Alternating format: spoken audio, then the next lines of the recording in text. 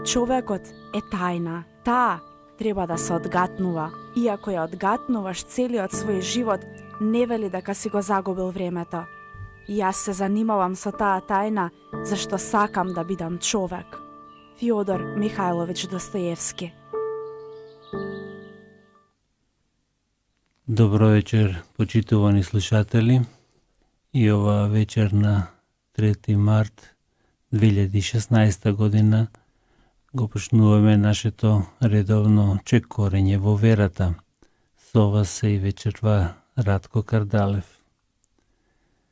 Еве ова воведен джингл, ова размислување на Достоевски,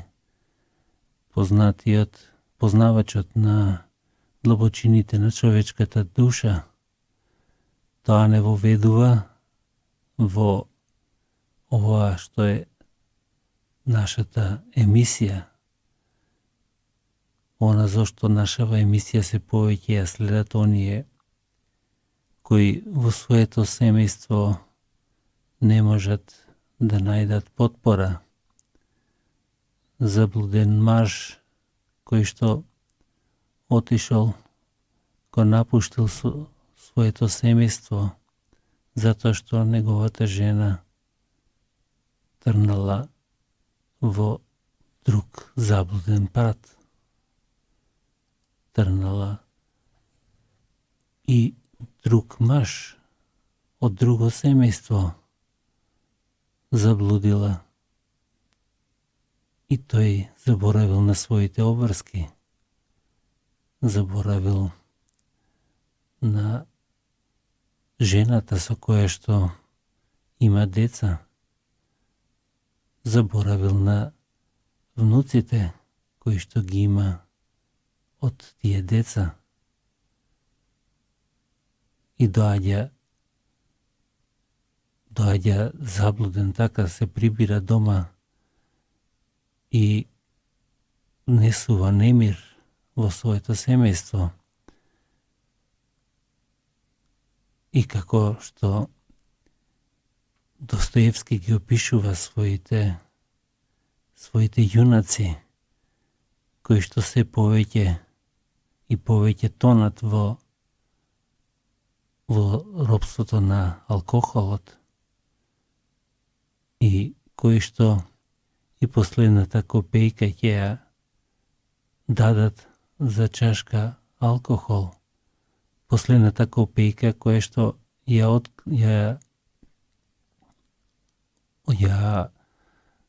отргнале од семејната трпеза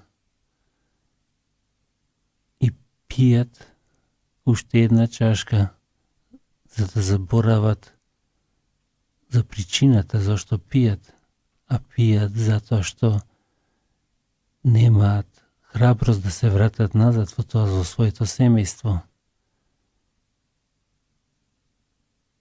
И кога во моментите на просветлување ќе признаат дека најтешка е болката, духовната болка, кога немаш каде да се вратиш.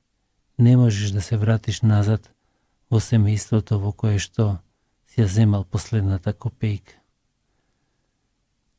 Еве тоа го и живееме и кај нас. И кај нас имаме вакви приказни од животот, кои што донесуваат страдења во семејството или во семејството кое што родителите се сложни, меѓутоа децата се, еве ваква слика на син кој што е заблуден,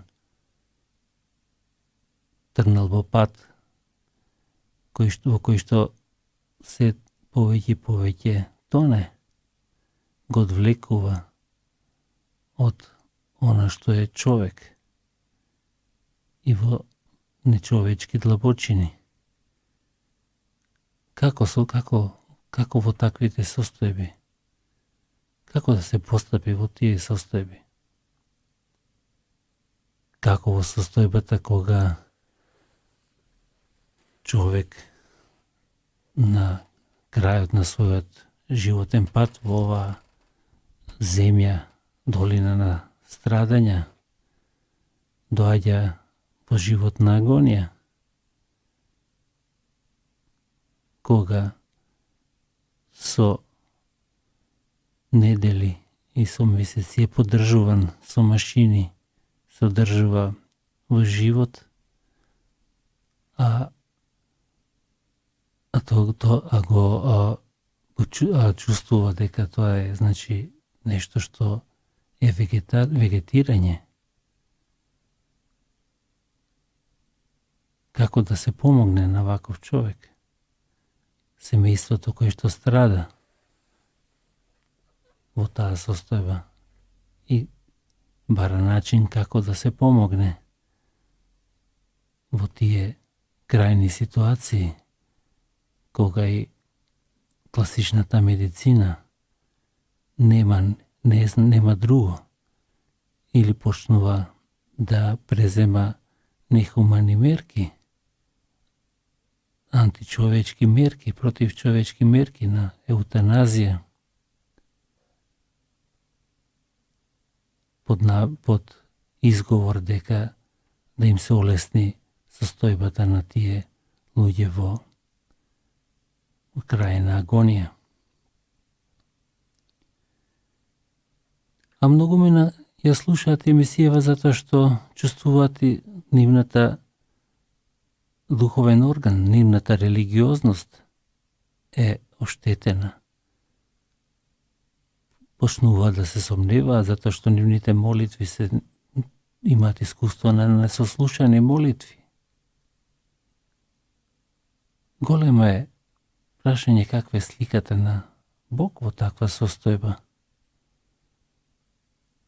Старозаветна слика на Бог се повеќе се наметнува, Бог кој што раздвојува, Бог кој што фрла во темнина, Бог кој што казнува.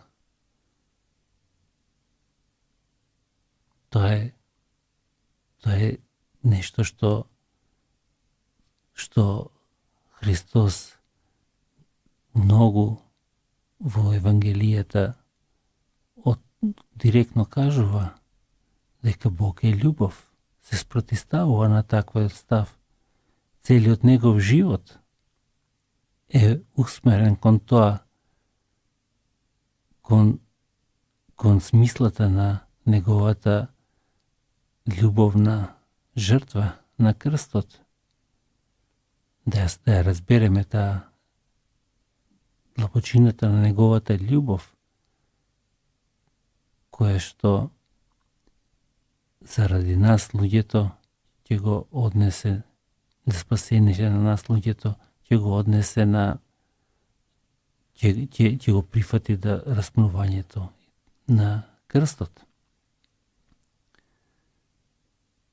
Ете таква оштетена духовна религиозност ни создава пречки да разбереме екзистенцијалните работи,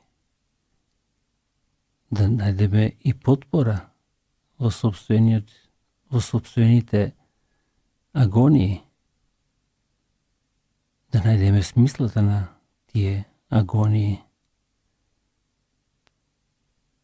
И дека тогаш, во тие моменти, во суштина, тогаш Исус Назареецот, Исус, човекот, кој што го молеше таткото да го одмине таа чаша горчлива,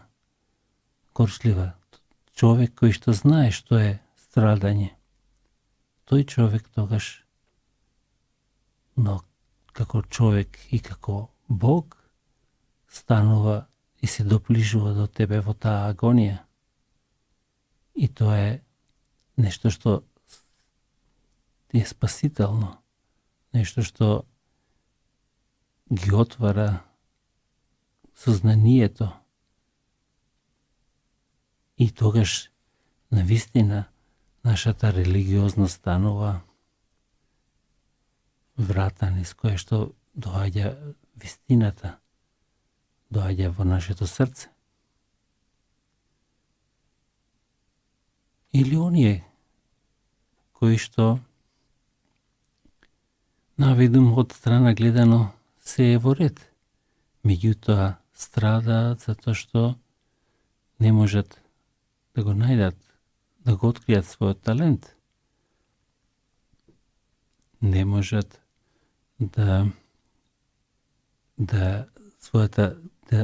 доведат својата, да заживеат еден креативен, интелектуален живот. И тогаш, кога тоа страдање, таа болка, кога трае долго, доаѓа до травматски промени на духовната структура на човекот и се запаѓа во депресии или во агресии, зависност од другите состојби на духот, духовната душа. Ете тоа се патолошките состојби кои што ги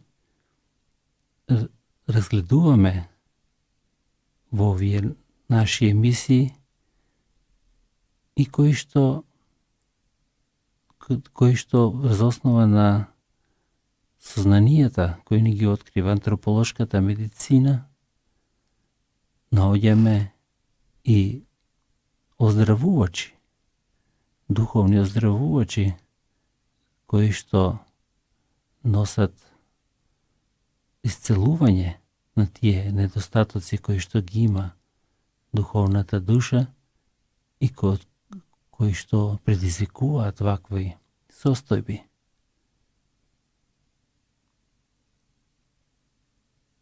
А едно од главните оздравувачи е љубовта и убавината како нешто што е заедно со добротата и со вистината, што е неодвоиво од Создателот, од оној кој што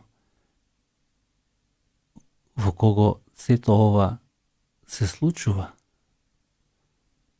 Создателот во кој што се движиме, Создателот во кој што живееме, во него.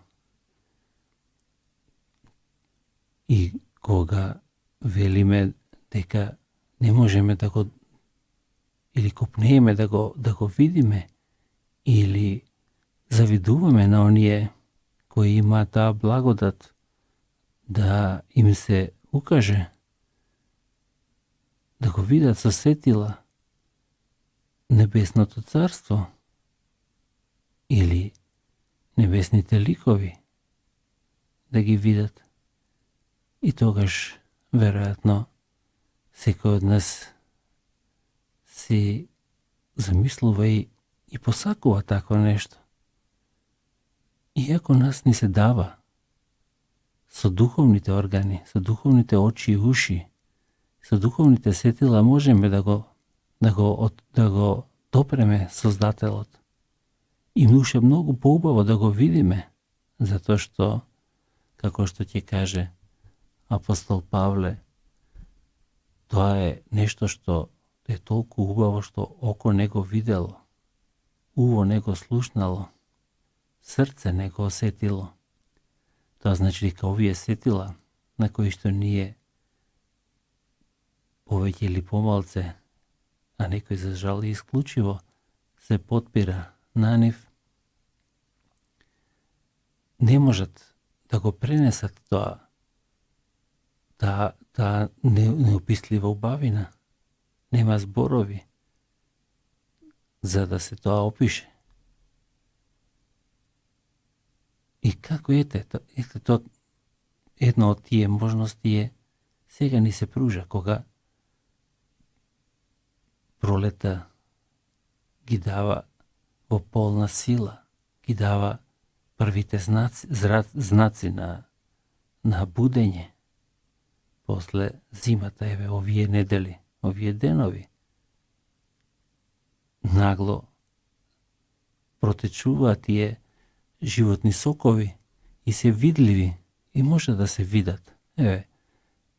Неделава во градината на капелата Свети Јосиф проникнаа првите нарциси. Прекрасно во земјата која што Господја Јана убаво ја подготвила, полека се проникнаа мали зелени ливчиња, кои што ден за ден можеше да се забележи како растат. И сега кога порасна 10 на 15 сантиметри од земјата, сега веќе излегува и првите цветови, прекрасни нарциси. А и тревата во тревниците веќе потера и дојде време и за откосување. И завчера со радост ја земав косата и ја откосив прв пат годинава. Кревката зелена трева, која што веќе почна да набујува. Меѓутоа, напредувајќи така со косата, застанав пред островцето со Синолички. Застанав, го фотографирав, за да го споделам таа убавина. И просто мамеше да се фрлам на земјата и да ги прегрнам, да ги почувствувам и со мирис, нивниот мирис да го почувствувам на тие синолички. И внимателно со косата заобиколував тоа островце, да го сочувам, да биде убаво. И некој друг исто така во таа убавина да се нацрпи, да се исполни со таа убавина. А да не зборувам и за пилињата кои што пеат. Пуштиле глас, уши болат, колку се гласни. А и гугутките некаде скриени, не можам да ги видам во крошните, како гугаат својата љубовна песна. Дојди и види. Прекрасна градина. Или во блискиот парк, сигурно. Има некој картче кај што можеш да прошеташ во некој паркче, во близина, или во Централниот парк, или во Катедралниот двор. Еве денес сестрите го уредува, се задржаа подолго денес, за да го уредат дворот. Еве прекрасна можност, дојди и види. Дојдете и видите. И сега доаѓа веднаш подсетувањето за евангелистот Јован, кој што веќе во првата глава, кога се случува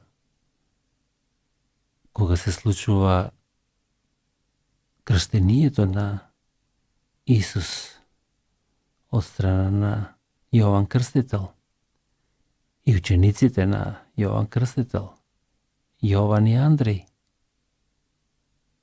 го прашуваат Исуса Назареецот: Учителу, каде живееш? А тој ќе им каже: дојдете и видете. Еве, тоа е ова што сакав да го пренесам од прекрасната градина на капелата Свети Јосиф, дека тој, создателот на се видливо и невидливо, тој кој што не можеме во целина да го сознаеме, меѓутоа по созданијата можеме да го насетиме, можеме да го да почувствуваме неговото присуство. Еве на овој начин. Тоа е тој. Убавина, љубов, добрина. Тоа е нешто што можеш да го искусиш и затоа е понижување за него да се појави, да го видиме со очи и со уши, да го слушнеме. Затоа што овие наши ограничени очи и уши не може таа длабочина на тоа сознание, на тоа доживување кој ќе го доживееш со ум и со срце, со духовно срце, со духовни очи. Тоа ќе го видиш. Дојди и види. Еве, размисли каде можел да отидеш утре. Еве и викенд доаѓа после тоа. Размисли, оди, прошетај. Откри го Создателот и почувствувај, искуси го во своето срце. И тогаш отвори се за тоа. Тогаш кој ќе согледаш колку е тоа љубов, колку е тоа добро, колку е тоа убаво, немој да бегаш како Симеон рибарот. Бегај, Господи, од мене, зашто прелев сум човек. Не, предај му ги своите маки, предај му ги своите страдања, предај му ги своите грешки, прегрешение, предај му ги и тој ќе ги измие во таа убавина. Еве прекрасна задача и прекрасно искуство за овој викенд.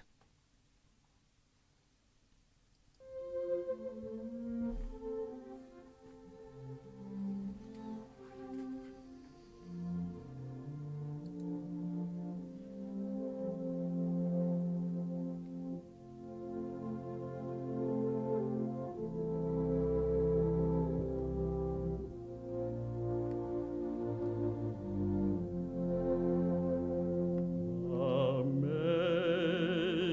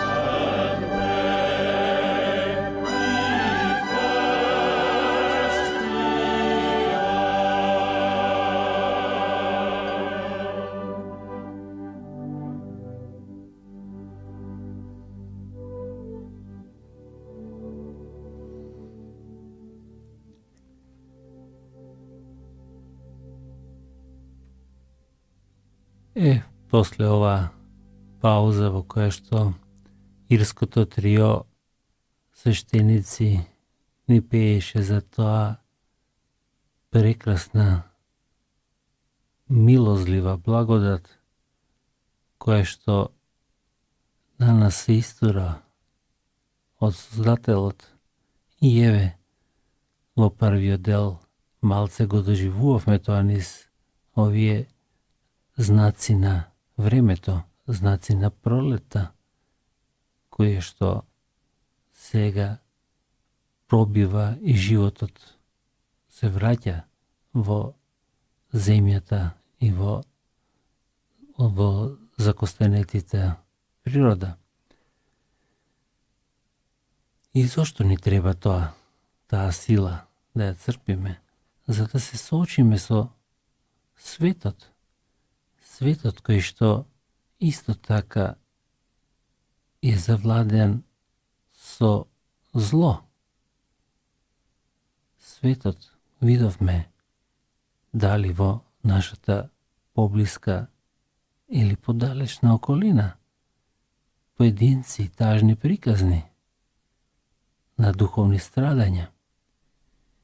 Меѓутоа и на макро ниво, на глобално ниво, во животот на општината, во животот на државата, во животот, во светот, се случуваат исто така зли настани.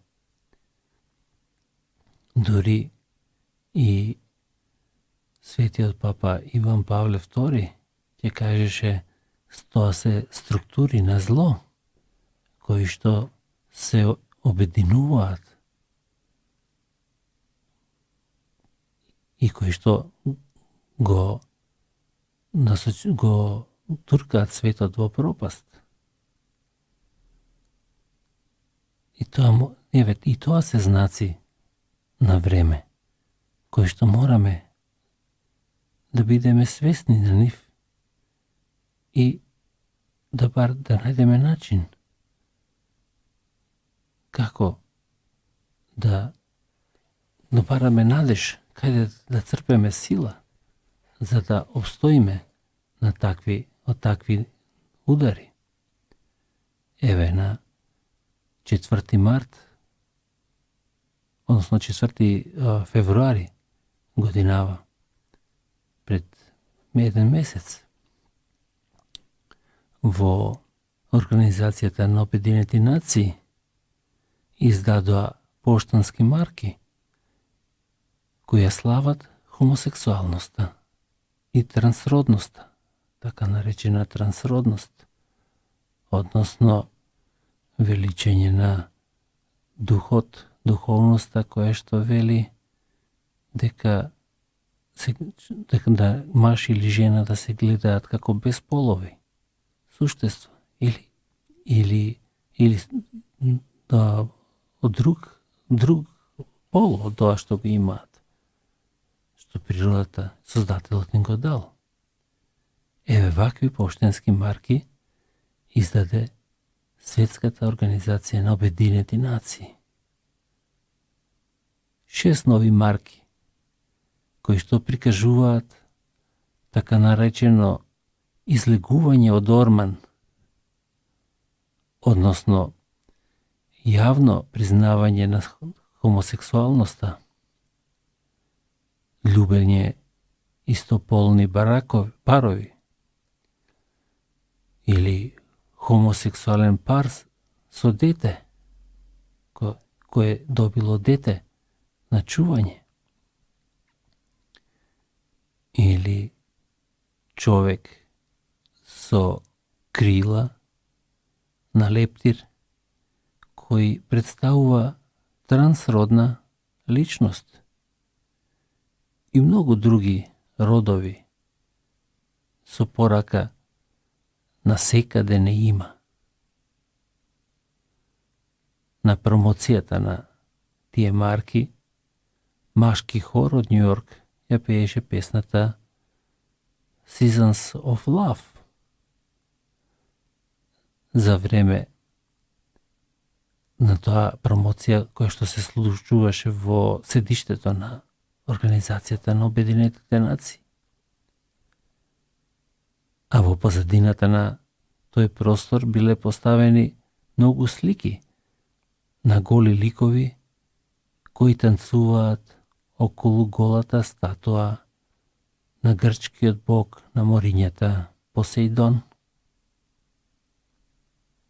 Ете ја таа паганска духовност која што ја шири под име на слобода, слобода на избор.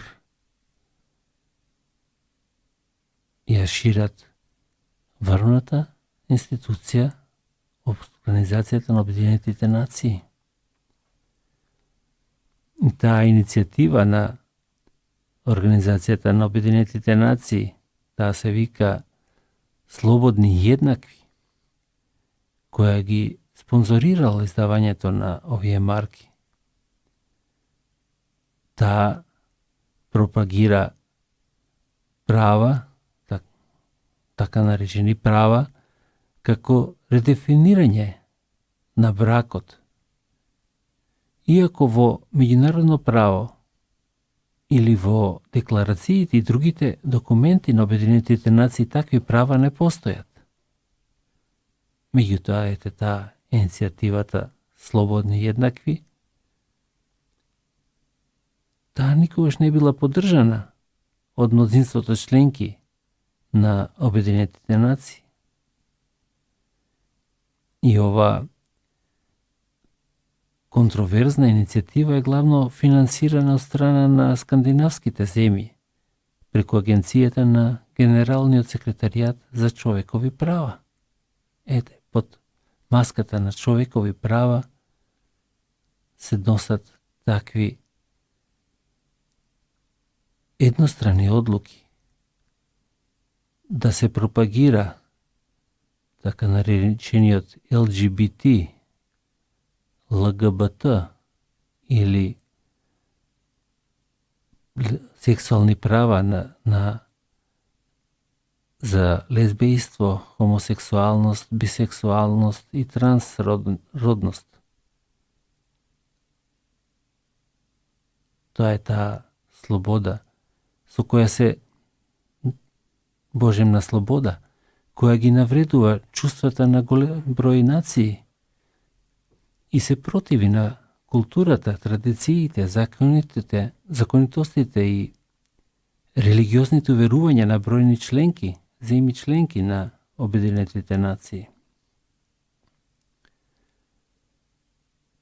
За среќа има здружение на држави членки кој се вика Пријатели на семејството, кое се труди, кое промовира она што е природно, човечко, цивилизацијски вредности, пред се еве семејството како столб на човечката цивилизација. И ова здружение Пријатели на семејството побара откажување на оваа промоција, меѓутоа ете не успева да нити да откаже, нити да се повлечат тие марки кои го слават тој ЛГБТ или лес, геј, бис, транс сексуални права. Истакнувајќи дека ова пропагирање на вакви божемни слободи, на ваков програм нема никаде во статутот на Обединетите нации. Но еве, безуспешно. За сега барем само на веб страницата на Центарот за семејни и човечки права, CFAM се вика, CFAM, може да се даде глас против оваа одлука на Обединетите нации. Ете, тоа е светот во кој што живееме. Не треба премногу да го анализираме, да се задржуваме. Меѓутоа, еве, мораме, свесни сме против на тие центри на зло, тие структури на зло, кои што се посилни, стануваат, еве, сериозен знак на времето, како што ние видовме оваа прекрасна будење на природата и како е тоа еден знак на времето кој што го препознаваме, така и овој знак на времето мораме да го препознаеме. И да најдеме одговор во да исцрпиме од таму каде што е изворот на животот. Па сега влегуваме во коризма, односно сме веќе во третата коризмена недела. Сме навлезени добро во коризма и последниве читања се баш во оваа смисла. Еве и денес и вечерва пророкот Јеремија, потигнат од Божиот глас, безуспешно го повикува бунтовниот народ, кој што ги заборавил добрините на Создателот, кој што го толку пати спасувал. Ги заборава тоа.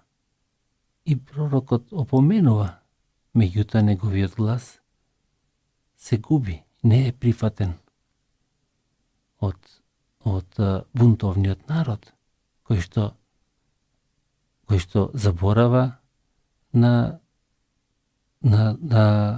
Божите заповеди и заборава на добрините на Создателот кој што ги избавил од египетското робство. За нив тоа било египетското робство, но за нас, за мене и за тебе, е важно да го предпознаеме нашето робство. Еве го, рековме, или го имаме тоа како страдање или во семејството, или го имаме на работното место, или го имаме пошироко во општеството. Видовме, тоа се момент, состојби на страдање и на робство. И треба да исцрпеме сила за да ги надминеме тоа. И тоа е ова сега во коризмата, тоа можеме. Тогаш во коризмата црквата не повикува на пост, не повикува на молитва и не повикува на дела на милосрдие. И сега можеме, еве, да во овој период, кога целиот литургиски живот на црквата е насочен во оваа смисла, потикнување преку читањата, преку молитвите и преку медитациите. Еве, утре ќе имаме целодневно клањање во катедралата Пресвето срце Исусово. Ќе имаме прекрасна случка, каде што од 8 часот до 18 часот, односно до 17 часот ќе биде изложен Пресветиот олтарски сакрамент, каде што можеш сам, еве, зборувавме, сам да го сретнеш Создателот, очи во очи да се видиш со Него. Немој да бараш надприродни или некои укажувања. Тоа можеш, само донеси го своето срце и ќе го откриеш, ќе го видиш, ќе го сретнеш Него таму. И поразговарај, еве, рековме, потикнат од будењето на природата, потикнат од тие убавини, донеси ги своите маки, своите грешки. и поразговарај. Еве Исусе, што ти би направил на моје место? Имаш можност.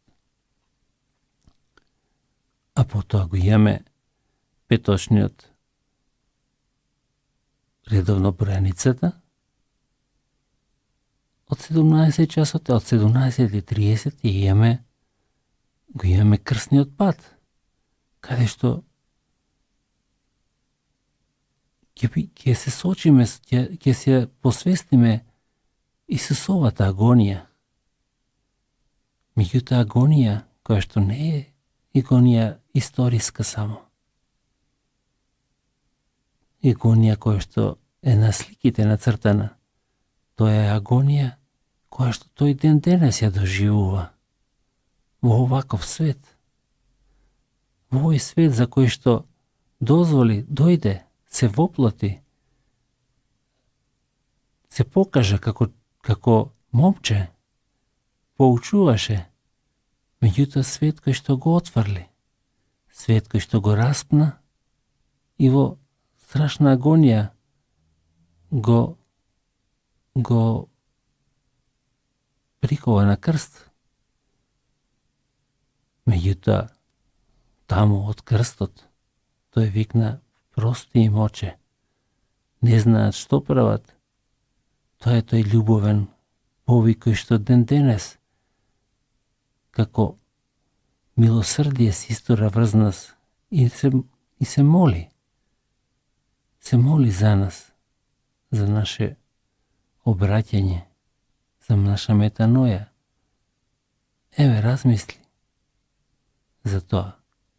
Утре имаш можност да размислуваш. А после светата литургија, после светата миса, од 18:30 ќе почне повторно вечерна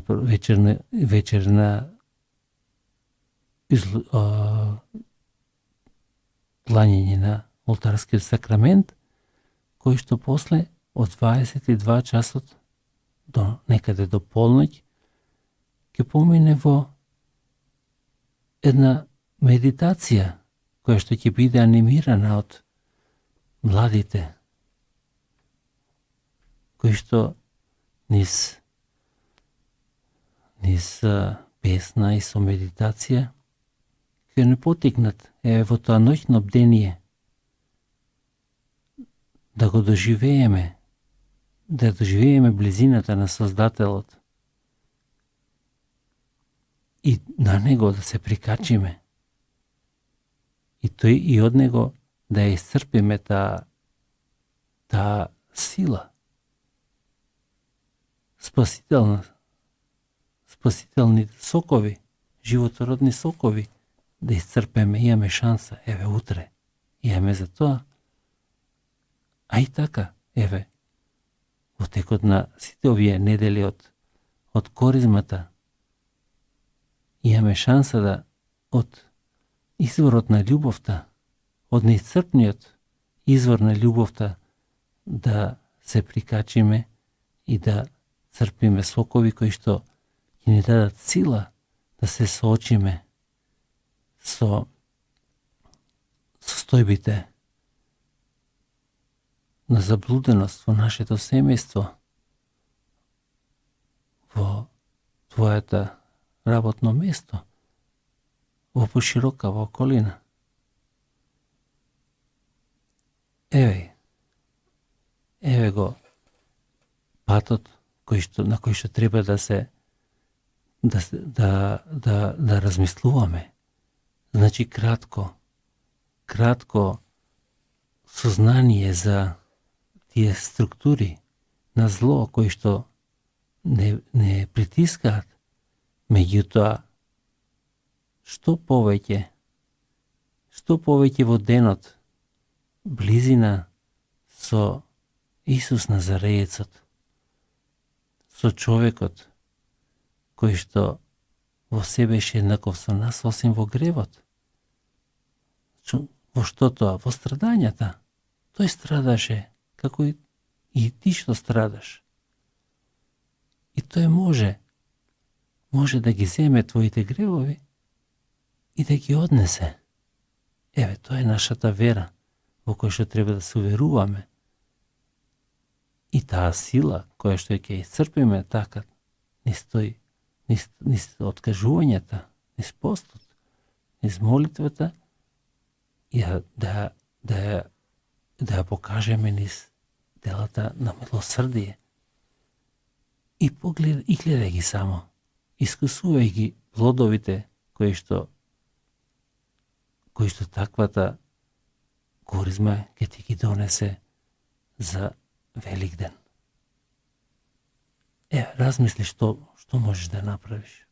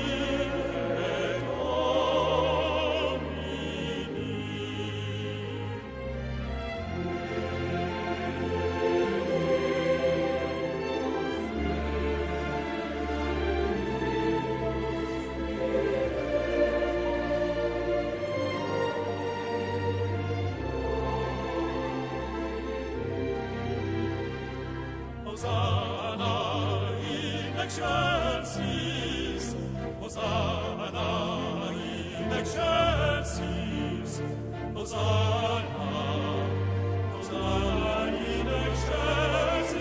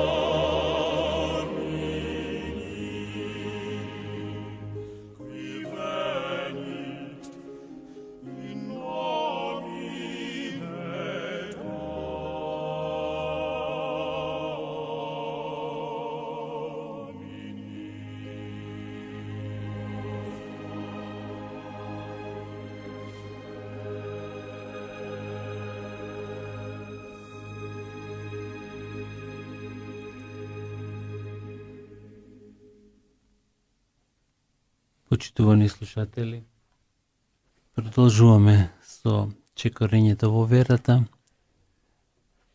Еве, одиме чекор натаму, што е многу важно во нашево чекорење. Значи да одиме, рековме, во ова коризмено време, да се приклучиме до изворот на неисцрпниот извор на љубовта и од него да црпиме добрина, љубов, убавина. И тоа Реков мени стои пост и молитва и милосрдие, кои што се главните насоки, препораки во ова време на коризма, за да доживееме да доживееме близината на Исус Назареецот кој што страда. И тоа можеме само ако се исправиме пред страдањата на овој свет и да не дозволиме тие да не понижат и нашиот дух да го потиснат. И тоа можеме, затоа целта на оваа коризма е преку постот, преку откажувањето од земните зависности, да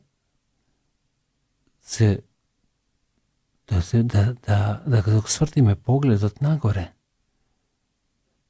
и да црпиме од она што е небеско и свето. И тогаш да го почувствуваме тоа, дека како се прикачуваме за тие небесни неисцрпиви извори на сила. И како што сега гледаме како од земјата проротуваат созданијата, така и ние ќе проротиме и ќе се заприкачени на изворот на животот. Во тебе ќе искусиш плодови на таа духовност, плодови на таа светост. И тогаш во таа тишина ќе го искусиш и него, Исус Назареецот, кој што како бебе дојде, го доживеавме неодамна во божикните празници и во адвентското време, го доживувавме како дете кое што е немоќно и кое што е безопасно и кое што може само љубов да побуди. Ете тоа дете сега порасна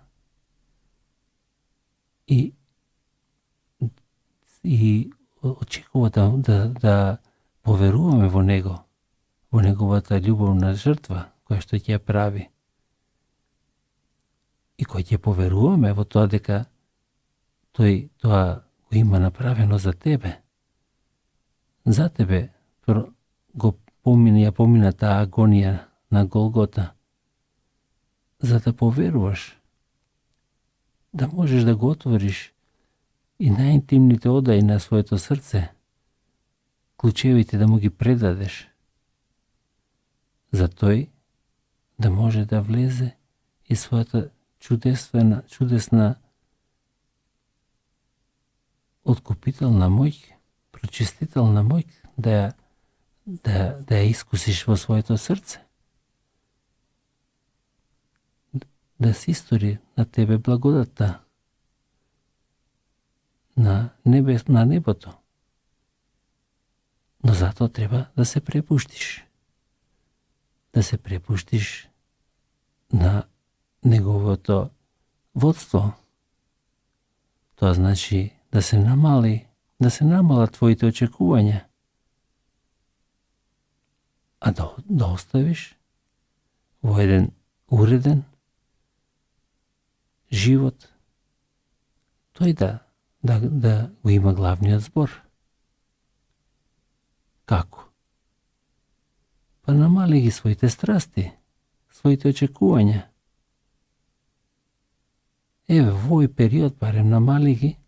И препушти тој да те насочи. И ќе почувствуваш како низ папошна вртца во таа интимна врска со него влегуваат тие сокови и таа сила во тебе. И како твојот дух созрева до совршенство кое што те враќа во живот, вистински живот. Препушти му го тоа. Тој повикува сега на тоа. Дојди таква како што си, бедна, грешна, ништожна. Дојди кај него. Не треба подобра да бидеш. Не треба подобар да бидеш. За такви како тебе, како мене, бедни, за такви тој дојде и даде да биде распнат. И тогаш, еве, во кој ќе влеземе во таква интима, тогаш ќе можеме да кажеме дека го најдовме откупителот. Го најдовме него. Го најдовме откако се откажавме од собствениот интерес. Се откажавме од она што се откажав од она што по моје сметам дека е за мене најдобро. По моје. Не по моје. Колку да е горчлива чашата, тогаш знам дека е од него. Дека тој е дел од неговиот крст и треба да се препуштам на него. Дека извршувам неговите очекувања и дека со него, само со него, покрај мене и во мене, можам да на злото да одговорам со љубов. Добивам сила. Злото не може со злота се победи. На злото можам само со љубов да одговорам. И тоа е тоа што тој го има направено за нас и тоа го очекува и од мене. И очекува и од тебе тоа да го направиш. Едноставно, со срце. Ке собереш сила да не грешиш. Да не правиш зло. Да правиш добро. Правда. Вистина да шириш. Да помогнеш на тие кои што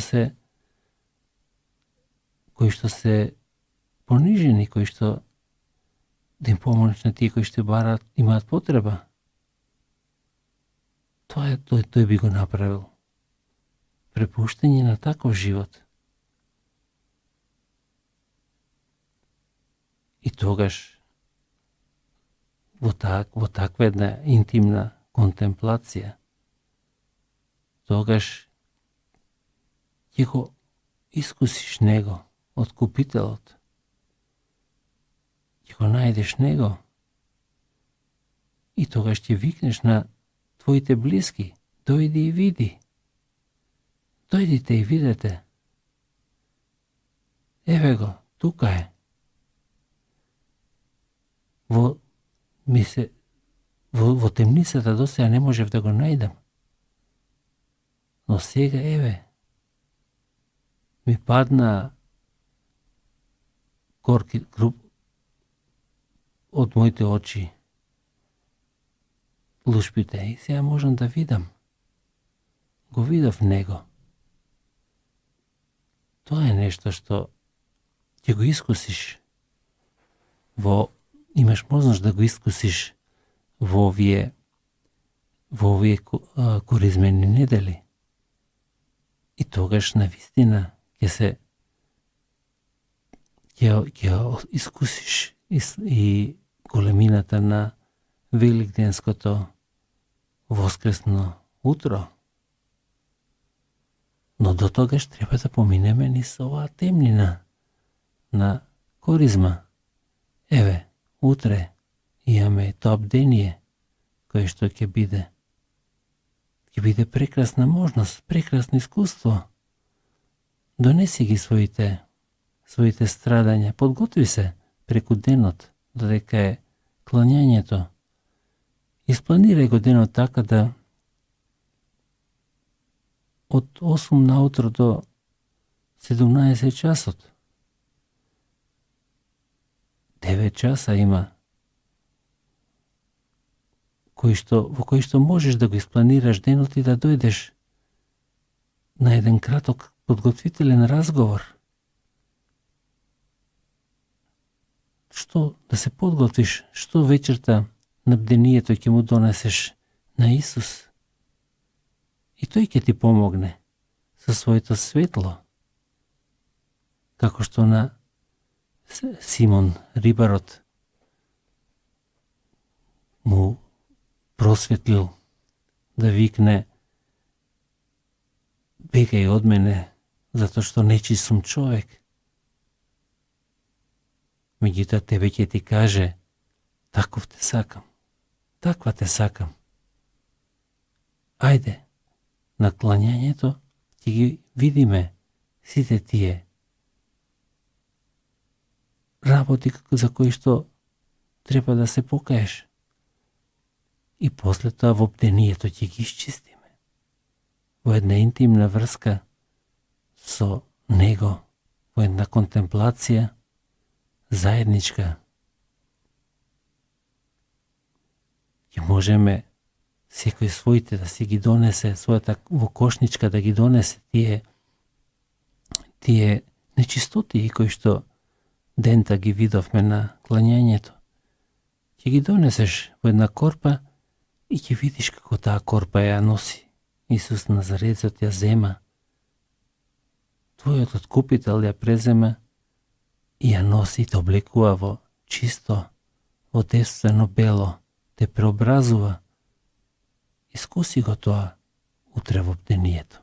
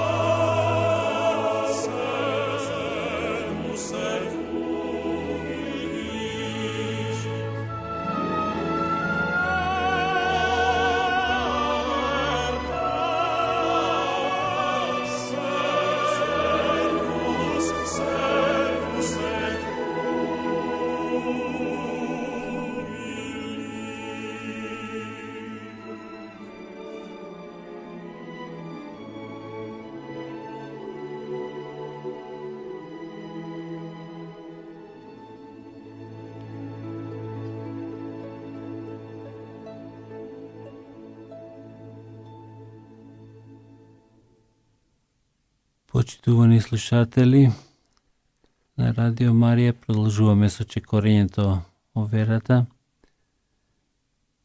Зборувавме за овој свет во кој што неизбежно се соочуваме со страдања во семејството, на работното место, во општеството, глобално. Дали се тоа поединци кои што ни предизвикуваат од блиското, наши блиски кои што ни предизвикуваат страдање, или се тоа структури на зло на светско ниво. Меѓутоа, во овој свет е неизбежно тоа страдањето. И сега имаме можност низ ова коризмено време да црпиме сила. Коризмата во која што, или страдањето Христово кој го си го приближуваме и кое што ни ја отвара смислата на нашето страдање и како да добиваме сила, како да се справиме према него. Затоа размислувавме до сега. Меѓутоа, еве, нели црпиме сила и ќе добиеме сили. Ќе добиеме плодови кои што ќе искусиме духовни плодови кои што ќе ни дадат сила. Сила која што можеме да ја прошириме во околината околу нас. Ете, нешто одиме сега и чекор понатаму. Таа сила, и самата црква очекува како заедница на христијани. Не е црква како институција, не е црква како објект, како ракотворен храм, меѓутоа црква како заедница на христијани. Црква која што има пастир и пастири кои што го водат. Ја водат таа заедница. И пастири кои што и самите се подложни на удари. Не само подложни, туку и се концентрирани. Силите на зло се концентрирани на нив.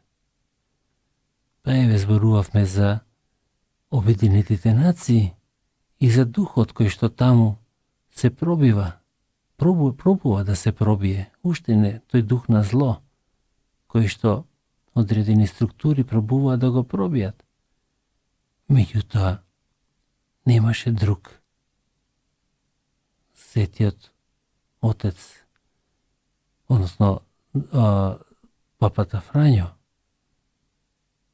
Светиот Отец, он се исправи таму пред тие структури и за сите тие состојби отворено прозборе.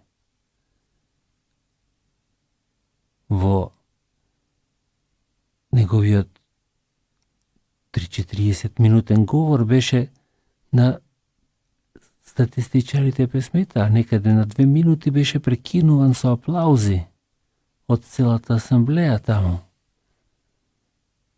Значи, зборуваше за вистини, отвараше очи, покажуваше на проблемите и покажуваше како тие да се, каде треба да излезот, каде излезот од тие состојби.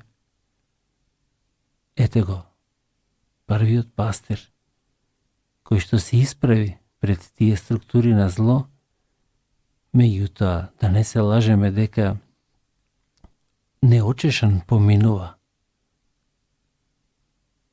дека не наоѓаат начин како да му го загорчат животот, како да му го отежнат неговата мисија, како да му ја отежнат. И тој е под силни притисоци. Од својата близина ги чувствува сигурно. Нема сомнеш. И како тој, така и другите пастири под него, така и нашиот бискуп, така и нашиот парох, нашиот жупник. Сите тие пастирите се предмет, цел на тие структури, затоа што напишано е во Светото писмо планот на тие структури на зло. Ќе го убијам пастирот и стадото ќе се распрсне и ќе ми биде едно по едно предмет на уништување на тие структури на зло. Значи, тие пастирите, тие се сега главна цел. И затоа сега рековме, еве друга накана во ова коризмено време. Значи, тие нивни страдања да ги ставиме, не само моите страдања, не само моите барања, што на мене и на моите блиски треба. Но еве и ова. Исусе, што на твоето тело му треба? Кои се твоите ден денес, твоите страдања, твојата агонија, која што ја доживуваш, го чувствуваш директно преку атаците, преку ударите кои се задаваат на твоите пастири. И затоа, за да ги отрнат структурите на злото, сака да ги отрнат твоите пастири од патот на вистината, од патот на следење на твоите законитости, на твоите барања, твоите закони, патот на понизност и на смирение. Сака да пастирите да се отргнат од тоа, за да се разбие стадото.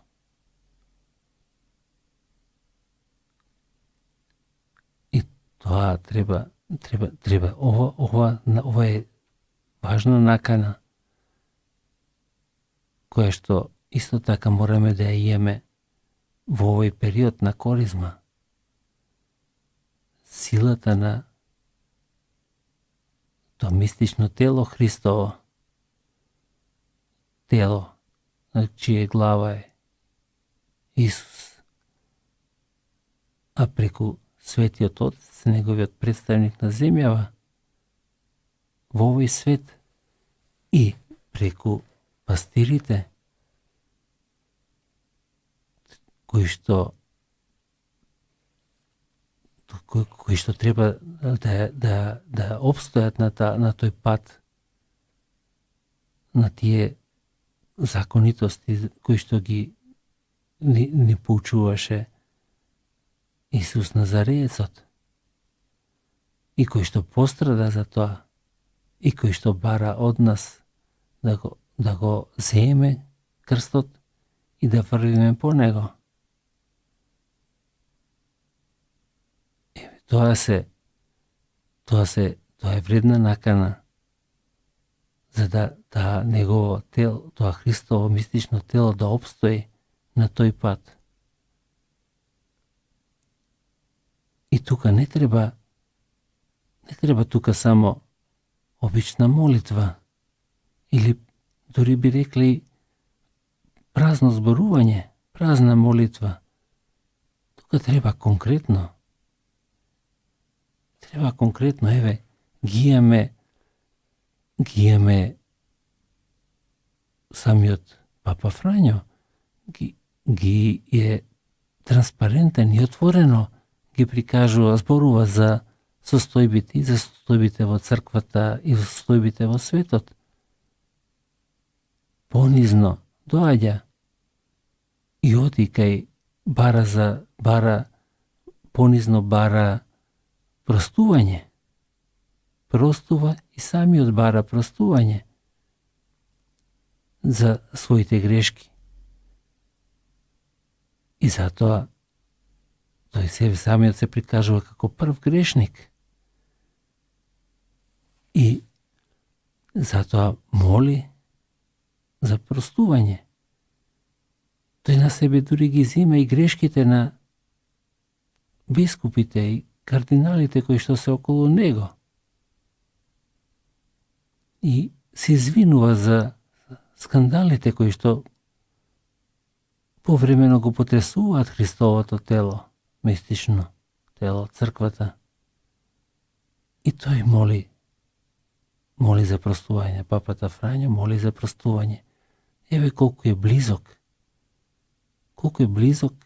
да го разбереме, да ги разбереме неговите страдања и во таква една конкретна молитва да се приближи, да го почувствуваме неговата близина. Тоа можеме. Еве, макротерапијата ни дава таа можност да не гледаме на Светиот Отец како света столица, како институција, туку да го гледаме како тело Христово кое што страда. И ден денес кој што страда, кој што трпи прободи од копје во своето срце. И тоа може да не приближи во дух и тогаш нашата молитва ќе стане многу посилна. Но исто така и за нашите пастири тука. Еве, јас имам можност како благодарение на милоста таа што на мојата активност како благодата да бидам сакристан. Имам можност да бидам близко и до нашите пастири и да ги почувствувам нивните страдања човечки. Еве, и ти можеш. Еве една задача. Нели зборувавме, ќе го следам ја, ќе го намала моите барања, а ќе го следам Христовиот пат, Христовиот повик. Еве го Христовиот повик. Помогни му денес во оваа коризма на тие рани кои што се задаваат на неговите пастири. Не е тоа, немој да седиш отстрана и да со бесилна молитва да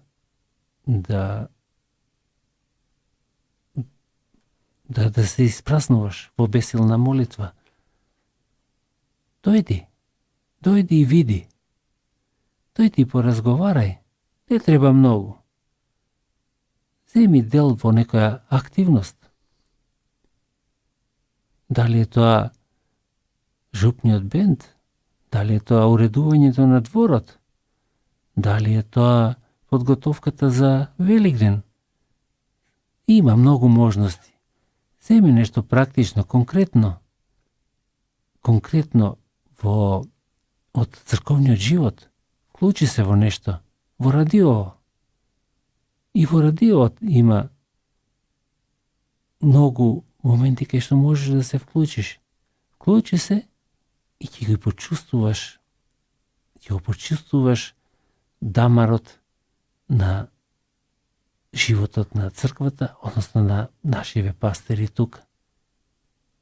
Ќе го почувствуваш тоа реално. Нема да биде тоа некој резултат на некој озборување или на твои замислувања. Ќе видиш реалните проблеми со кои што се соочува пастирот на твојата црква. И ќе најдеш начин, прекрасен начин да дадеш подршка. Еве, и тоа е нешто што треба да го имаме во оваа коризма. Значи, на една страна се нашите страдања директно, кои што доживуваме во семејството, во блиската околина или пошироко, меѓутоа и на друга страна тоа тело, мистично тело Христово, почувствувај го. И тоа страда.